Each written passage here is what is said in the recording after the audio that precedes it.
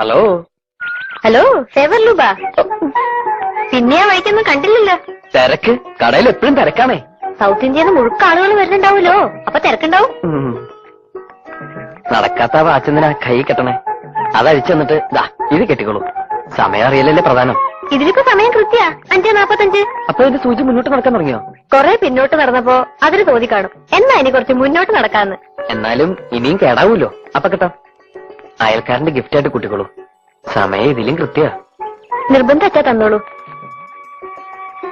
മുത്തശ്ശി കെട്ടിക്കോളൂ. Time piece പൂച്ച തട്ടി തുടച്ചതുകൊണ്ട് സമയം അറിയാൻ പറ്റില്ലാന്ന് മുത്തശ്ശി ഇന്നലെ കൂടി പറഞ്ഞു കേട്ടു. വലിയ ഉപകാരം കേട്ടോ. ഇത് ഗിഫ്റ്റ് തന്നെയല്ലേ, കൊടുക്കാൻ ബില്ലേക്കരുത്. ഇന്നലെ കൈ ഒരുപാട് പൊള്ളിയല്ലേ? കൈ കൊള്ളു? ആ, സന്ധ്യക്ക് കാർത്തികൾക്ക് വെച്ചപ്പോ.